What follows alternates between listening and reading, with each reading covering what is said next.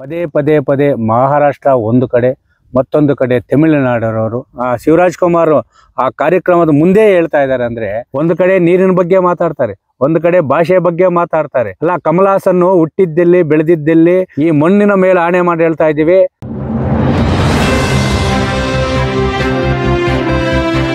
ಕನ್ನಡ ಭಾಷೆ, ಕನ್ನಡ ನೆಲ, ಕನ್ನಡ ಮಣ್ಣು, ಕನ್ನಡ ನೀರಿನ ಬಗ್ಗೆ ಪದೇ ಪದೇ ಪದೇ ಮಹಾರಾಷ್ಟ್ರ ಒಂದು ಕಡೆ ಮತ್ತೊಂದು ಕಡೆ ತಮಿಳುನಾಡರವರು ಅವಹೇಳನಕಾರಿ ಮಾಡುವ ಮುಖಾಂತರ ಕನ್ನಡಿಗರ ಸ್ವಾಭಿಮಾನವನ್ನು ಕೆದಕ್ತಾ ಇದ್ದಾರೆ. ಯಾಕೆ?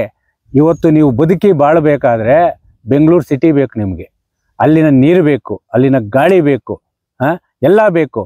ಆದರೆ ಕಮಲ್ ಹಾಸನ್ ತನ್ನ ಎಲಬಿಲ್ಲದ ನಾಲಿಗೆಯಂತೆ ನಮ್ಮ ಕನ್ನಡದ ಬಗ್ಗೆ ತಮಿಳು ಭಾಷೆ ಹುಟ್ಟಿದ ನಂತರ ಕನ್ನಡ ಭಾಷೆ ಹುಟ್ಟಿದು ಅಂಥೇಳಿ ಅದು ಹಿರಿಯ ನಟನ ಶಿವರಾಜ್ ಕುಮಾರ್ ಆ ಕಾರ್ಯಕ್ರಮದ ಮುಂದೆ ಹೇಳ್ತಾ ಇದ್ದಾರೆ. ಅಂದರೆ ಇನ್ನು ನಮ್ಮ ಕನ್ನಡಿಗರ ಸ್ವಾಭಿಮಾನದ ಬಗ್ಗೆ ಈ ಒಂದು ಸ್ವಾಭಿಮಾನವನ್ನು ಕೆಣಕುತ್ತಿರುವ ತಮಿಳರವರು ಮಹಾರಾಷ್ಟ್ರದವರ ಬಗ್ಗೆ ನಾವು ಇನ್ನು ಯಾವ ರೀತಿ ಕ್ರಮ ಕೈಗೊಳ್ಳಬೇಕು?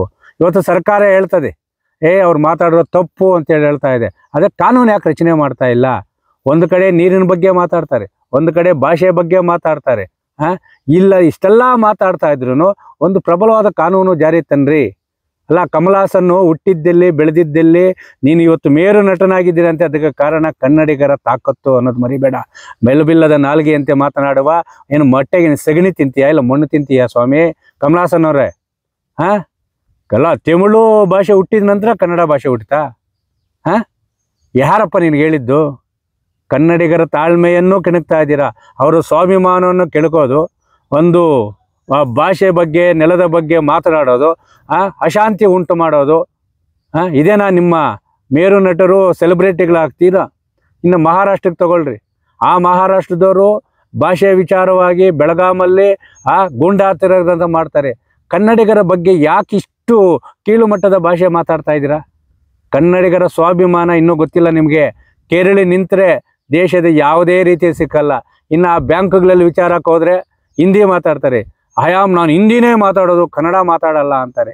ಅಲ್ಲ ಸ್ವಾಮಿ, ನಮ್ಮ ಕರ್ನಾಟಕ, ನಮ್ಮ ಕನ್ನಡ ಭಾಷೆ ನಿಮ್ಗೆ ಅನ್ನ ಕೊಟ್ಟಿದೆ, ಗಾಳಿ ಕೊಟ್ಟಿದೆ, ಊಟ ಕೊಟ್ಟಿದೆ, ಶಾಂತಿ ಕೊಟ್ಟಿದೆ, ನೆಲೆಸಲು ಜೀವನ ಮಾಡಲು ನಿಮಗೆಲ್ಲ ಕೊಟ್ಟರು ಕನ್ನಡ ಬಗ್ಗೆ ಪದೇ ಪದೇ ಪದೇ ಪದೇ ಅವಹೇಳನಕಾರಿ ಮಾಡುವ ಮುಖಾಂತರ ಕನ್ನಡಿಗರ ಸ್ವಾಭಿಮಾನವನ್ನು ಕೆಣಕುತ್ತಿರುವಂತಹ ಹೊರ ರಾಜ್ಯಗಳವರಿಗೆ ಕಡಿವಾಣ ಹಾಕಲು ಸರ್ಕಾರ ಮುಂದಾಗಬೇಕು. ಇಲ್ಲವಾದರೆ ನಮ್ಮ ರೈತ ಸಂಘದಂದು ಸಹ ಖಂಡಿತವಾಗಿ ನೋಡಿ, ಇವತ್ತು ಮಣ್ಣು ಇದು, ಈ ಮಣ್ಣಿನ ಮೇಲೆ ಆಣೆ ಮಾಡಿ ಹೇಳ್ತಾ ಇದ್ದೀವಿ. ಕನ್ನಡಿಗರ ಸ್ವಾಭಿಮಾನವನ್ನು ಕೆದಕುತ್ತಿರುವ ಅನ್ಯ ಭಾಷಿಕರ ವಿರುದ್ಧ ರೈತ ಸಂಘದಿಂದ ಪ್ರೊಫೆಸರ್ ನಂಜುಂಡಸ್ವಾಮಿಯವರ 80ರ ದಶಕದ ಬಾರ್ಕೋಲ್ ಚಳುವಳಿ ಜೊತೆಗೆ ಉಗಿಯುವ ಚಳುವಳಿ ಮಾಡುವ ಎಚ್ಚರಿಕೆಯನ್ನು ನೀಡ್ತಾ ಇದ್ದೀವಿ. ಯಾಕೆ ಹೇಳ್ತಾ ಇದ್ದೀವಿ ಮಾತಂತ ಹೇಳಿದ್ರೆ, ಇವತ್ತು ಎಲ್ಲನ ಯಾವ ಬ್ಯಾಂಕಲ್ಲ ಹೋಗ್ರಿ, ಹಿಂದಿ, ತಮಿಳು, ತೆಲುಗು ಇದೇ ಭಾಷೆಗಳಾಗೋಗ್ತದೆ. ಇನ್ನು ಒಂದು ಸೆಲೆಬ್ರಿಟಿಗಳು, ಒಂದು ಜವಾಬ್ದಾರಿ ಸ್ಥಾನದಲ್ಲಿರೋರನ್ನು ಕನ್ನಡದ ಬಗ್ಗೆ ಅವಹೇಳನಕಾರಿ ಆಗ್ತಾರೆ. ಈ ಕೂಡಲೇ ನಮ್ಮ ಕನ್ನಡ ಪರ ಹೋರಾಟಗಾರರು ಇರ್ಬೋದು, ನನ್ನ ಚಲನಚಿತ್ರದ ಒಂದು ಅಧ್ಯಕ್ಷರಿರ್ಬೋದು, ಈ ಕೂಡಲೇ ಬಹಿರಂಗವಾಗಿ ಕ್ಷಮಾಪಣೆ ಕಮಲ್ ಹಾಸನ್ ಕೇಳೋವರೆಗೂ ಕನ್ನಡಿಗರನ್ನು ಅವನು ಯಾವುದೇ ಚಿತ್ರಗಳನ್ನು ಕರ್ನಾಟಕದಲ್ಲಿ ಬಿಡುಗಡೆ ಮಾಡದಂತೆ ಆದೇಶ ಮಾಡಬೇಕು.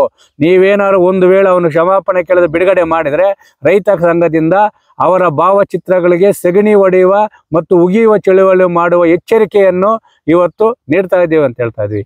ಕನ್ನಡದ ಸ್ವಾಭಿಮಾನವನ್ನು ಕೆಣಕದಿರಿ, ಕನ್ನಡಿಗರ ತಾಳ್ಮೆಯನ್ನು ಕೆಣಕದಿರಿ.